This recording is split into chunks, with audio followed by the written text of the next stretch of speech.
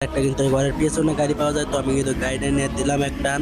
তো টান দেওয়ার পরে দেখো আমি যাই কিন্তু এক এক করে 3টা কয়েন কিন্তু কালেক্ট করে নিলাম। আর আমি কিন্তু ছোট ছোট করে ক্লিপ দেখাইতেছি যাতে ভিডিওটা বেশি বড় না হয়ে যায়। এই দেখো আমি কিন্তু এই জায়গায় 3টা টোকেন কাট করে আবার চলে আসছি সেন্টোসায়।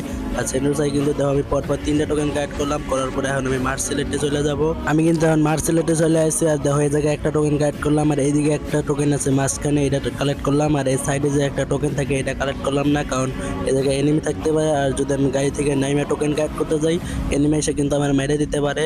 আর তোমাদের এইভাবে দেখার কারণ হচ্ছে গিয়া তোমরা অনেকে বলে টোকেন খুঁজে পাও না, যে কোন জায়গায় টোকেন বেশি পাওয়া যায়। তো এইগুলো জায়গাতে ঘুরবা, আমি দেখাই দিতেছি ভিডিওতে, ভিডিওটা ফুল দেখো তাহলে কিন্তু বুঝে যাবা যে কোন কোন জায়গায় টোকেন বেশি পাওয়া যাবে। তারপরে আমি কিন্তু ফ্যাক্টরিতে চলে আসি। আর ফ্যাক্টরিতে চলে আসে এই জায়গায় আমি একটা টোকেন কাট করে দেখো এনিমি আছে কিন্তু, তার জন্য কিন্তু আমি এই জায়গায় একটা কালেক্ট করলাম, করে কিন্তু সামনে একটা বক্স আছে এইটা একটা কালেক্ট করলাম। আর ফ্যাক্টরি ওই দিকে একটা টোকেন আছে ওইটাও নেওয়া লাগবে, কারণ টোকেন মিস করা যাবে না। তো ওইটা নিলে কিন্তু এই জায়গায় আমার কাছে 4400 টোকেন হয়ে গেছে। আর আমি এখন যাবো গিয়ে ক্লক টাওয়ার আছে 3টা টোকেন, ওই 3টা টোকেন কালেক্ট করলে কিন্তু আমার এই জায়গায় টোকেন হয়ে যাবে 5100-র মতো। আর এইখানে কিন্তু আমি এক এক করে ক্লক টাওয়ারের সবগুলো টোকেন কাট করে, আর এখন আমি চলে যাবো কাটাকোস টাওয়ার ওইদিকে। আর এইদিকে আসার সময় কিন্তু আমি রাস্তায় একটা মৎস্য ট্র্যাক পাই, আর মৎস্য ট্র্যাকটা নিয়ে কিন্তু আমি টোকেন কাট করতে যাই, কারণ মৎস্য ট্র্যাকের মতো গাড়ি হয় না, মৎস্য ট্র্যাক সহজে ফাটাইতে পারে না। আর জিপ গাড়ি আর হচ্ছে গিয়ে তোমার মোটরসাইকেল অন্যান্য গাড়িগুলো খুব তাড়াতাড়ি ফাটাইলেও কিন্তু মৎস্য ট্র্যাকটা সহজে ফাটাইতে পারে না। তার কারণে কিন্তু আমি গাড়িটা চেঞ্জ করে নিলাম। আর এদিকে কাটাকুস্ত হয় কিন্তু আমি 2টা টোকেন কালেক্ট করছি। আর আমি এখন এই জায়গাতে চলে যাবো, কারণ এদিকে আরও অনেকে নেমে আছে, আমাদের দেখলে কিন্তু আমার গাড়িটা ফাটাই দিতে পারে। দেখো কি পরিমাণে ফায়ার করতেছে। তো আমি কিন্তু এই জায়গাতে এখন চলে যাবো, আর এই জায়গায় যদি থাকি আমার গাড়িটাই ফাটাই দিব। আর এখানে আইসি আমি বিমা শক্তির চিম্মির টোকেনটা, বিমা শক্তির এই বেন্ডিং এর টোকেনটা, এইদিকে রিভার সাইডের টোকেনটা, এই 3টা টোকেন কালেক্ট করে নিচ্ছি। আর এখন আমি পিকে চলে যাব। পিকে যাওয়ার পরে পিকের যে ওই বক্সটা আছে, পিকের ভিতরে কিন্তু একটা বক্স আছে, তো ওই বক্সের ভিতরে যাই কিন্তু আমি মিডিকিট বাইর করবো, দেখা যায় কতগুলো মিডিকিট পাওয়া যায়। এই জায়গায় কিন্তু আমার কাছে 7000-এর কাছাকাছি টোকেন আছে। 7000-এর কাছাকাছি টোকেন হলে কিন্তু এনাফ আমার কাছে, কারণ আমার অত টোকেন লাগে না। 7000 টোকেন হলে কিন্তু আমি অনেকগুলো সুপার মিডি বাইর করতে পারি। আর 16 ম্যাচে সর্বোচ্চ 15টা থেকে 20টা সুপার মিডি হলে কিন্তু ম্যাচ বুঝা করা যায়, অত বেশি মিডিকেট লাগে না। তো গাড়িটা আমি এই জায়গায় রেখে যাবো, মনে হয় তো এই পিকে এনিমি নাই, সবাই ফাইট করে যার যার মতো চলে গেছে। আর এইখানে কিন্তু আমি বক্স করার জন্য চলে আইছি। আর জোনটা কিন্তু অনেক ছোট হয়ে যাইতেছে, আর 16 ম্যাচে কিন্তু বেশি হেল কাটে, যার কারণে কিন্তু আমি বক্স করতেছিলাম। আর এই জায়গায় আমার যখনই সুপার মিডি দিতেছিলাম তখনই আমি রিফ্রেশ করতেছিলাম।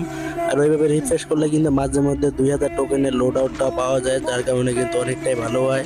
আর এই জায়গায় কিন্তু আমি একের পর এক সুপার মিডি নিতেছিলাম, আর দেখো 2000 টোকেনের লোড আউটটা পাই গেছে। আবারও সুপার মিডি, মানে সুপার মিডি দিতেছিলই, ভালোই দিতেছিল, খারাপ না। তো দেখো আবারও একটা পাই গেছে, আবারও একটা, আরো 2টা, একটা এভাবে দিতেছিল সুপার মিডি। আর সুপার মিডি পাই চালে দিকে শুধু সুপার মিডির খেলা। যে জায়গায় কিন্তু সুপার মিডিগুলো নিতেছিলাম, আর যখন নর্মাল মিডি দেয় তখন কিন্তু রিফ্রেশ করতেছিলাম আমি। আর এখানে কিন্তু আমি একের পর এক বক্স ওপেন করতেছিলাম, আর আমার কাছে টোকেনও বেশি নাই। দেখো আবারও কিন্তু 2000 টোকেনে একটা লোড আউট পেয়ে গেছি।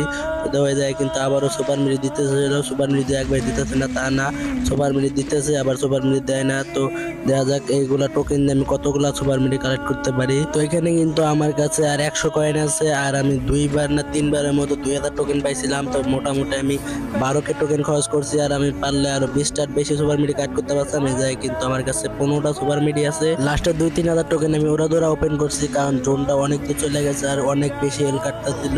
আর যদি আমি একটু পরে ঢুকি তাহলে কিন্তু আমার সবগুলো সুপার মিডি বলা চলে জোনে ঢুকতে শেষ হয়ে যাবে, তার কারণে কিন্তু আমি তাড়াতাড়ি জোনে ঢুকতেছিলাম। আর এই জায়গায় কিন্তু আমার কাছে 15টার মতো সুপার মিডি আর 20টার মতো নর্মাল মিডি আছে আমার কাছে, আর হালকা পাতলা ইনেলা টিনেলা আছে। মোটামুটি আমার কাছে যতগুলো সুপার মিডি আর নর্মাল মিডি আছে আমি ইজিলি ম্যাচটা বয়ে নিতে পারবো। আর আমার যেভাবে গাড়িটা চেঞ্জ করে নেওয়া লাগবে, কারণ গাড়ির আমার এলটা অনেকটাই কম, যদি কিছু গুলি করে তাহলে কিন্তু আমার গাড়িটাই ফুটাই দিব।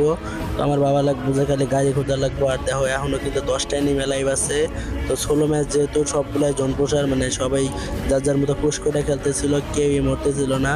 তো এই জায়গায় কিন্তু আর কিছুক্ষণ পরে দেই হোক গাড়ির মেলা বসে যাব, সবগুলো এনিমি যার যার মতো গাড়ি নিয়ে ঘুরবো, কেউই নামবো না গাড়ি থেকে, যার কারণে কিন্তু লাস্ট জনে যার কাছে বেশি সুপার মিডি থাকবো সে কিন্তু বুয়াটা পাইবো। তো এই জায়গায় আমি ভিডিওর স্পিডটা একটু বাড়াই দিই যাতে তোমরা বোরিং ফিল না করো। আর গেছে আমার এই 16 ম্যাচের ভিডিওটা কিন্তু 2 দিন পরে নিয়ে আসার কথা ছিল, কিন্তু কিন্তু তোমরা এত এত কমেন্ট করতেছিলে যে তোমাদের কথা আর ভালাইতে পারলাম না, যার কারণে কিন্তু আমি খুব তাড়াতাড়ি ভিডিওটা দিলাম, 2 দিন আগে ভিডিওটা দিচ্ছি, যার কারণে কিন্তু তোমরা অবশ্যই ভিডিওতে একটা লাইক আর চ্যানেলটা সাবস্ক্রাইব করে দিতে পারো। এই জায়গায় দেখো আমি গাড়িটা নিতে চাইছিলাম কিন্তু এনিমিটা কিন্তু গাড়িটা আগে উঠে গেছে, আর এই জায়গায় আমি কিন্তু গাড়িটা চেঞ্জ করে মোটর সাইকেল নিচ্ছি, আর মোটর সাইকেল নিয়ে কিন্তু ঘুরতেছিলাম আর ড্রপে দেখতেছিলাম যে সুপার মিডি আছে কিনা। তো ড্রপে কিন্তু সুপার মিডি নাই, কারণ চতুর্দিকে জন পুষা যার যার মতো খালি গাড়ি নিয়ে ঘুরছে, আর যে কোনো একজন এসে কিন্তু নিয়ে নিছে।